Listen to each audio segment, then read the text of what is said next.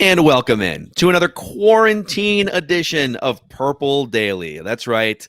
Declan Goff tested positive for COVID, and now Judd and I are awaiting our results. And so we are all in the same boat as Cam Dantzler, everybody. Close contacts and COVID tests. And we're doing our show from home. Fewer bells and whistles, and so we're not gonna have as many obnoxious football sounders and things like that. But we will dive into Purple Positivity Thursday. Phil Mackey, Judd Zulgad, and Declan Goff. And Purple Positivity Thursday is powered by our friends at Corona Hard Seltzer, spiked sparkling water, and 4 natural fruit flavors that we lean on during this Vikings season, especially as bad as it is. So let's actually, just per the note that's on the screen there, let's actually start there. Let's start with some injury news, and then we'll get to Purple Positivity Thursday. So, gentlemen, 2 big notes from the Vikings injury report yesterday. Number 1, Dalvin Cook back at practice. Back at practice after missing a game and getting a bye week with the hamstring. He was limited, but the word from Dalvin and from Mike Zimmer is that he's going to try and come back and play. So, your thoughts on Dalvin Cook maybe playing against the Packers this weekend, Judd? Why? This is why. Give him another week. It's a groin, right? Groins get pulled, and then it takes some time for them to get right. And if you're in the midst of a division race, I don't completely. I understand that, okay? But are we really talking about that the Vikings going into Green Bay at 1-5 are going to say, we have to save our season? Let's play. And hold on, I'll say this slowly for the people at TCO Performance Center. Let's play our injury-prone star running back in what is a lost season. There's no reason to try and save it. To try and get a second win in week 8? Is that, I believe it's going to be week 8. I hate this thought. Like, this is and it's not tanking, it's just being smart. Dalvin Cook, there's 2 things here, Phil. If Dalvin Cook is healthy, I believe that he has to have and should have a tremendous workload per game because he's that good, all right? But if he's not, and he often is not, then you have to be as cautious as possible. Why tempt the coaching staff to basically say, well, Dalvin Cook started this game, look at how he looked, okay, and here's carry 23, all right? Makes no sense. I hate this idea. I'm to the point now in this season where I'm going to protect the player. Dalvin Cook should not play in this game. No. Well, yeah, I don't really. Here's the problem. All right, so we're looking at this through the prism of they should lose as many games as possible because that will give them the best chance to win big beyond 2020, right? And Dalvin Cook is such a good player; he doesn't help you lose the games that you're supposed to lose. And I don't know what the injury risk is, but it would seem with hamstrings that like any sort of attempt to come back a week earlier than you should is going to lead to just like more time off anyways. So it seems like an unnecessary risk just for him. Yeah. It also seems to me, this is where I'm coming from, an unnecessary risk to play one of your best players in a must tank game against the Green Bay Packers. I still think the Packers with the decimated Vikings defense are going to put up as many points as they want to. Whether Dalvin Cook plays or not is not going to make a difference. But you got to tank this one, boys. You got to lose this game. All right, it's very crucial. What's the reason to play him?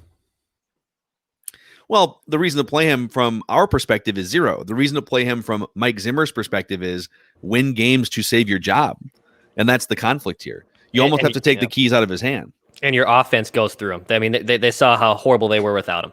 And I know it fits the bill of being bad, but there's no way Mike Zimmer and the coaching staff can go in and being like, well, we're not going to play Dalvin because we're not going to lose this game. Like if he's healthy and ready to go, he's going to play him. And that's why the one person who should have 0 say in this is Mike himself.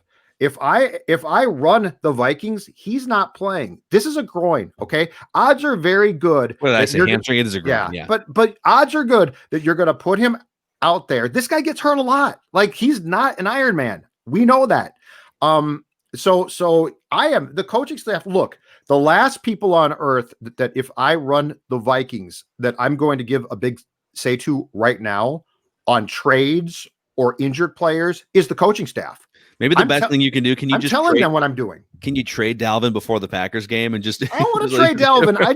I just don't want to play him. I want to trade Riley Reef. I'd like to trade Harrison Smith. But the point is, we're at a point now, I think, where it's very fair to say the last word that I care about is the coaching staff's word, because they're obviously going to press to play guys and they're going to press not to trade guys. And you know what? Right now, given the direction of this franchise, I don't care what they think. Like, what they think does not affect me. What I think does, because every smart move that you make is going to be, one, protecting key players like Dalvin Cook, and two, looking at what's going to be best for 2021 and beyond. I tell Mike if he's playing or not. He does not tell me he's playing. Well, at some point he's going to play regardless. Like whether he, I mean, ultimately this is sort of a moot point, because I think even if he plays, they still lose to the Packers this weekend. And then the bigger worry would be that he plays very well in some of these upcoming games against like Dallas and the Jaguars, actually winnable games that you're playing at home. And that you would stumble your way into 2 extra wins and then derail your chances at a franchise quarterback. But the other interesting guy there's 2 interesting guys, I guess, on the cornerback front. Holton Hill did not practice yesterday, and Mike Hughes, with that neck injury, did not practice yesterday. I think you can make the case that Holton Hill might be addition by subtraction if he doesn't play against Aaron Rodgers. But Mike Hughes looks like not only is he in jeopardy for this Sunday, but with that neck injury, it's possible that this could be a long-term thing that holds him out maybe for the rest of the season, and that might be the wise move. So you're very likely looking at, and with Cam Dantzler on the COVID list, you're very likely looking at Aaron Rodgers staring across the field, no Holton Hill, no Mike Hughes, no Cam Dantzler. It's going to be Jeff Gladney and random ass dudes in that secondary for the Vikings, or at the cornerback spot anyways. So have fun with that if you're coordinating. It's going to be bad. Yeah. On Hughes, if we had the ability to sound the panic alarm right now, because Mike Hughes has a vertebrae problem. Go Dex, go. Thank you. This one worries me, boys, a lot, because this guy is a first-round pick. He's a cornerback. I think that when he is healthy and can play, I think he's not great, but I think he's very good, with the potential to become probably a very solid player for a long time. But if you go back now, he tore his ACL in his rookie season, I believe. Then he broke a vertebrae. I think it was late in the season in last year against the Bears, possibly, and didn't play in the playoffs. But the point being is, when you're talking about a neck problem that continues to be a problem last year, this year, and then he did something again in the Falcons game, this one really concerns me, because now we're talking not about the guys of being able to play this year. We're talking about the guy's future, and that gets to be a big worry. And if he can't play, and that's a first-round pick at cornerback, that's not one where it's a 6th-round pick and you say, oh, that's too bad. That's a really big deal. Yeah. I mean, for the purposes of this season, I mean, if there's like long-term risk of him not being able to play, like that's a huge problem, obviously. But for this season, it actually would benefit Mike Zimmer too, because it's such a built-in excuse to say, I mean, listen, like we all saw the injuries. Michael Pierce opted out. Yeah. Daniil Hunter got hurt. Mike Hughes got hurt. Anthony Barr got hurt. I'm a defensive clay molding magician, but I still need some clay to mold. And so therefore I can stay around for another year and get my chess pieces back. And it's almost a feather in his cap to make a case to keep his job, but still lose games and tank for a higher draft pick. But that brings us to all of this doom and gloom and negativity and the Vikings 1-5 horrible record so far this year. We are still carving out space every single Thursday on Purple Daily for purple positivity, where we must say something nice about a really, really bad football team. And let's start with Declan. We'll make our way around the room here. Say something nice. And I'll make another rule here, because this is a Judd Zulgad rule. It cannot be a backhanded compliment. You can dish out a backhanded compliment if you would like to, but it doesn't take the place of an actual positive thing said about the Vikings. All right. My purple positivity is, and I'm honestly genuinely excited because it's Vikings-Packers week. And this is not backhanded, so don't take this as backhanded. You are sick. this I am sick in the head a little bit here. I love Vikings-Packers week, and even if the Vikings being bad, the opportunity to always have the chance to beat the Green Bay Packers is always delicious to me. When the Packers are playing very well, like they have all season, and the Vikings have been a train wreck, it's been nice. It's nice to know that the Vikings could go into Lambeau, by the way, and possibly get a big win against the Green Bay Packers. That'd be amazing, especially with the Packers not being able to beat any good teams. If the Vikings go in there with you and me playing cornerback and Stella the dog on the defensive line sacking Aaron Rodgers, that's amazing if they wound up with the win. So my purple positivity is you're going to go into Lambeau and it's a no-lose situation. So I'm excited to watch it. I hope they can actually get a big win against the Packers. What? So you've moved off rooting for the Vikings to lose, and now you're back into hoping that they beat Aaron Rodgers at Lambeau Field. Yeah, it'd be great. It'd be great. Judd's about to jump through the screen at you right now. Crazy? I mean, it is positive what you said, but are you nuts? No, I'm sick. So you want these quarterbacks who have no experience to like come up with a game of their lives, and for it to become a trap game for the Packers and the Vikings. This would be a terrible victory. I mean, you think about the most Vikings things ever to happen. It would be like Aaron Rodgers gets hurt in the first quarter and Jordan Love comes in and isn't ready to play, or he's like their third string guy, right? Yeah. So who's their backup quarterback then? It's a former Badger, is that right? Or it's some shocking. It's some guy who can't play. Probably. But he's Aaron's best buddy. But like, wouldn't that be the thing if we had like a repeat of Aaron Rodgers breaking his collarbone halfway through the first quarter and the Vikings win like 9-6, something like that? Tim Boyle is the backup quarterback. Oh yeah, Green Bay Packers. Timmy Boyle gonna get in there and Boyle play college? sling it around. UConn and Eastern Kentucky. That's such a man. But I'm Aaron's friend. Amazing. We're golfing buddies. I'm really good at golf. Joe, what is your positive thing to say about the Vikings? Not Declan's. All right. So here's mine. And this is not backhanded. Okay. To be very clear, this is sincere. I love this segment has devolved into like I'm telling you, it's not a backhanded compliment. No, this but is an actual compliment. But I'm just telling you, it's a very positive thing. My positivity about the Vikings starts with the Ngakoue trade and will continue to any other trades that this team makes. The experience that your young players are going to get playing multiple games. Okay. So Ngakwe's gone. DJ Wanham, I believe it's pronounced, is going to play. Yep. Odenigbo is going to play more, right?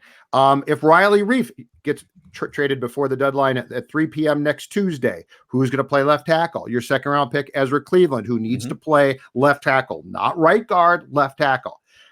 The Vikings cannot go wrong by making trades in the case where they will get their younger players, especially some of those 15 draft picks, where they will get them incredibly valuable experience playing in games in 2020. So this is not saying, I'm glad guys are going to be traded. It's saying I'm glad they're going to be traded because it's going to allow for incredibly valuable experience for guys to get in 2020, where, as the coaching staff likes to say, they can put things on tape so that they can be scouted and the coaches can work with them going into 2021. I see this as a major positive to any trades for draft picks. I'm okay. See? I'm no, okay. it's a ding. It's a ding. Thank you very much. It's a positivity ding. It's a positivity ding. Is that a Coors Light in the middle of the morning? Not yet. Oh. It is a kombucha for this COVID thanks, guy. Thanks, Michael Floyd. Me and Cameron Dantzler. So you're getting drunk during the show. Yeah. Me and Cameron Dantzler and Michael Floyd are just sucking down some kombucha. What was the story with that Michael Floyd thing? So he was like, obviously he was like being drug tested on a regular basis, and he just drank a case of kombucha. Yes. Yes, and he said that he turned up positive for booze in his blood because of the fact that he had drank too much kombucha, which Declan is doing right now. Wasn't he staying at Kyle Rudolph's house too? Yes. So Kyle Rudolph was supplying the kombucha. Wow. All the more reason to trade him. Yeah. Trade him. Trade Rudy right now because he supplied kombucha to an unknowing teammate. It's a bad influence on the team. You know what? I'll buy that one. I think if Vikings fans, you got to just find a different way to watch these games and to watch the league. And as we've pointed out the last week and a half, and by the way, next week we're going to dive into Declan Goff, all 22 college quarterback scouting reports. And I think we're going to do that on Mackey and Judd. So if you're not already listening to the Mackey and Judd show, Apple, Spotify, scorenorth.com. Go check it out. But those are the things that we really have to cling to here, right? Because it feels weird rooting for them to win pointless games. So what are the other things that you can root for? You can root for a loss, but within the loss, learn something about Ezra Cleveland, learn something about Irv Smith, right? Or watch on Saturdays and learn something about the BYU quarterback that the Vikings may or may not draft in the second round if they get a second round draft pick. So I agree, Judd. It's not a backhanded compliment. Thank you. It's a new way to watch Vikings football. Is the better way to classify. Experience. It's good experience. That's all I want. Yep. And Jeff, real quick, Jeff Gladney is going to play this weekend, right? There's no major injury concerns there. No, well, not yet. Not yet. 2 days of practice left. Yeah, so it's true. Yeah. And so, like, anytime Jeff Gladney can jump into the deep end against Hall of Fame quarterbacks like Aaron Rodgers, expedite that learning curve, baby. Amen. Head on a swivel if you're Jeff Gladney. All right, my purple positivity, it's not a shocker. It's Justin Jefferson related, but I'm just pulling up profootballreference.com here to verify that my take is correct. And I think I'm going to go with this. Justin Jefferson is the best wide receiver under the age of 24 in the NFL right now. The other candidates, so far this season, he has 537 yards receiving, which is 10th in the NFL, behind only Tyler Lockett, Allen Robinson, DJ Moore, Terry McLaurin, Amari Cooper, Stephon Diggs, Calvin Ridley, Robbie Anderson is having a ridiculous season with Carolina, and DeAndre Hopkins. The other candidates in this conversation, so under the age of 24, DK Metcalf, DJ Moore in Carolina with Teddy, CeeDee Lamb, T. Higgins, and I don't know if I would even put anyone else on the list. There's a couple other guys, maybe Scott Miller, Clay Cesspool, Chase Claypool. Wrong one. Hey, Cesspool. Clay Cesspool is his dirty Just looking cousin. at myself in the mirror right now. I'm like, look at this cesspool on the left of the screen. Yeah, and I think of him more as like a Swiss Army knife weapon, so he's probably in the mix. But how hot of a take is it when you hear those other names? I mean, DK Metcalf is a beast, but I think I take Justin Jefferson over all those other guys, just watching the way he's played in the first 2 months. That's a tough one, but yeah, I think it's close, right? If it's incredibly close. Given Justin Jefferson's potential struggles of the teammates around him, so not him, right? Like if you consider what he's dealing with for teammates, I think you might be right. Put him with Wilson, put him with Brady. Put him with a top QB. I mean, the incredible thing to me about Justin is that he's accumulated those stats. And look at his first 2 games. He basically was not acknowledged. I mean, if he was used, I think if he was used in a, how can I say this as nicely as possible, in a wise manner consistently, his stats would be even better. So, yeah, I don't disagree. I mean, he's only been heavily targeted like 3 games so far this season, right? And I just feel like the Vikings offense is fine. It's not, when you have Dalvin Cook and you have all the pieces operating and the offensive line isn't a train wreck, like they're going to put up 30 points more often than not. But it also just feels like, and Stephon Diggs clearly had a problem with this too. It feels like for the wide receivers to really thrive, like everything has to just be pristine and the offensive line has to be perfect and the running game has to get going so you can really leverage play action, which is where Kirk's real strength is. And if any one of those things goes wrong, then Justin Jefferson only gets targeted 4 times or something. Stephon Diggs only gets targeted once and a half. And just to go back to yesterday's conversation, you watch some of these other games and Kyler Murray is just like creating 4 extra targets for DeAndre Hopkins with his legs getting outside the pocket, and they're making things happen. And so I think Justin Jefferson can be one of the great improvisational wide receivers in the NFL in due time, where a play breaks down and he needs to find a different spot to get open. Like I think he could be brilliant at that going forward, but I don't know how much Kirk Cousins in this offense really. It's such a timing and like first 2.5 seconds offense. Not a lot happens after the first 2.5 seconds. He's usually going to get sacked or have to throw the ball away. So that's my Justin Jefferson positive. Anybody else want some? Anybody else have any bonus positivity? Well, hold on a second too. I think the problem. So I think that Justin is probably pleased now because he's young and he's just coming into the league. And yes, his team is bad, but he has still had over the first half of the season an impressive impact. But you know what part of the problem is for a guy like Jefferson long term, or became for Diggs? The problem is I can pretty much tell you my recollections, because they're so small, of Cousins's deep shots. And I mean true deep shots. I don't mean, you get behind a guy by 8 to 10 yards. Because what comes right back to me, and this is a throw that Kirk can make, and that Kirk should make more, but Kirk doesn't trust himself, is, do you recall, I think it was in Ford Field against the Lions last year, Kirk, it might have been late in the first half, Kirk took a deep shot, and I think Diggs was double covered, but it was a perfect pass, and it dropped right in, and it was really, really nice. And it was the type of play where you said, hold on a second here. If you can make that throw, Diggs can go get that ball, and my guess is that Jefferson can too. So, like, I shouldn't be able now to sit here about a year after the fact and recite that as an example, because it should be far more commonplace, right? Yeah. And so those are the type of passes that I don't understand.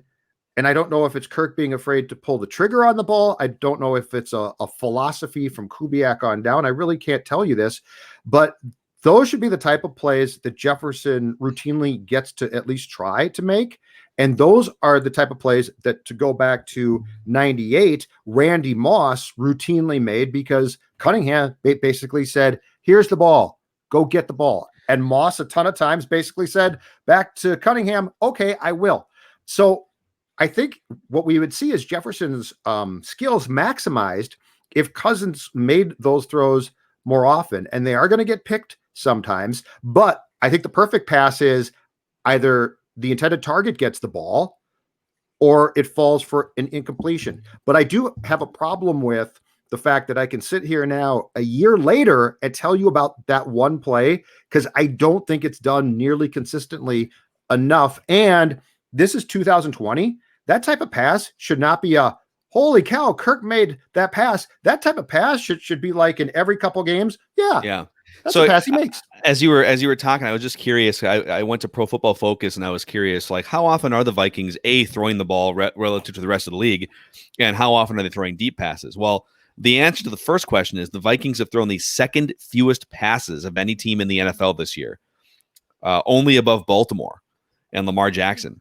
So they've thrown 175 passes this year, and the Cowboys have thrown 312 at the top of the list, for example. Okay. And what's kind of funny about that is the Vikings have been trailing in a lot of games too, or they're in at least in close games, and they're still deciding to run the ball more often than other teams would. Now, they also had the first couple games where they just didn't possess the ball and run very many plays, period.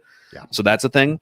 So they've thrown the second fewest amount of passes, but Kirk Cousins, as a deep pass, is defined on Pro Football Focus as a pass targeted 20 yards through the air or more downfield, which I don't know if that checks the box that you're talking about. Yeah, it doesn't. Because I think you're talking about more like 30, 40 yards down the field, yes, and you have a guy one-on-one. So this doesn't tell that whole story, but yes, Kirk Cousins has the highest percentage of deep passes that travel 20 yards in the air or more so far this season.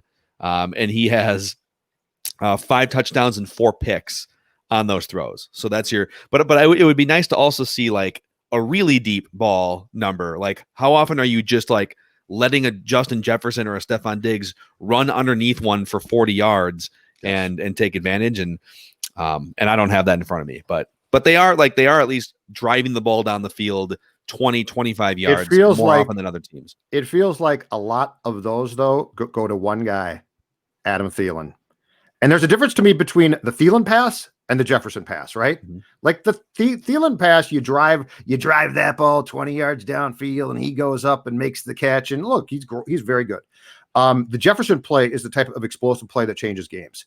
And that's the type of play that Diggs could make as well. And it feels like the type of pass that Cousins, without a doubt, I mean, the one thing that Kirk has for sure, right? No debate, arm strength. Mm-hmm. He's got the arm. And I'm talking about basically the thing that drives me nuts is this, and it will to my dying day about this stupid game, and it doesn't matter. the end of the Titans game, okay, which was not the end, but it was, as Kirk was absolutely losing his composure. His last pass of that game was a Hail Mary ball to Thielen. That pass has to go to Jefferson. Like Justin Jefferson was put on this earth by God to make that play. So I it's amazing how in tune Judd is with the actual statistics sometimes. Like, cause you're like, this is your eye test. You're just saying like, I feel like Thielen sees more. So you're right. Adam Thielen has of the deep passes that Kirk Cousins has thrown, Adam Thielen has seen 14 of them, and Justin Jefferson has seen only 10 of them. And I would say at the very least, I'd love to see that flipped, if not more like, maybe even more like Justin Jefferson getting twice as more as Adam Thielen in those spots. Mm-hmm. So that's really interesting. Here's another just random thought for you, because we're talking about Stefon Diggs. Like, Stefon Diggs is exploding in Buffalo, and we've barely even noticed or talked about it because we don't really miss him. Like, they got a haul of draft picks back, and they essentially just straight up replaced him with an equal.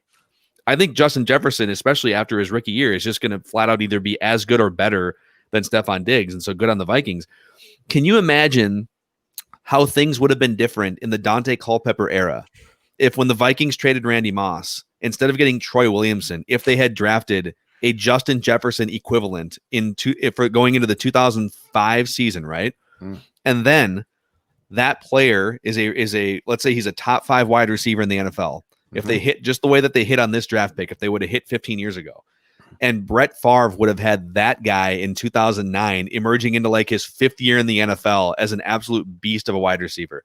Sometimes the timing on these, like, I'm glad that they hit on Justin Jefferson now, but boy, they could have used him when they whiffed on a couple of these other wide receivers throughout the last like 15 years. Troy, man.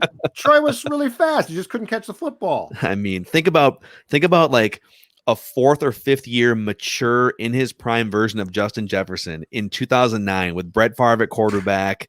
You know, maybe they got Sidney Rice as a secondary receiver, and maybe they still have Percy Harvin or something. That's where my mind went. Like, man, the Vikings have whiffed on a lot of these guys. They nailed this one. And it's great. But yeah, nice pull on that deep passing. Thank you very much. Adam Thielen has actually seen the this is turning into a nerd football segment now, but Adam Thielen has now seen the 3rd most deep passes of any wide receiver in the NFL this year, which is ridiculous. Look, his skill, he's really good. I don't want people to say, well, Judd thinks he sucks. No, he doesn't. He's really, really good. So let me make that clear. Okay. But his skill set, it should not be tied to that statistic. Like, his skill set is catch the 15-yard pass. That's awesome. The 10-yard pass. Like, he can do a lot of good, and the occasional deep ball. Absolutely. But I want the defense opposing me, Phil.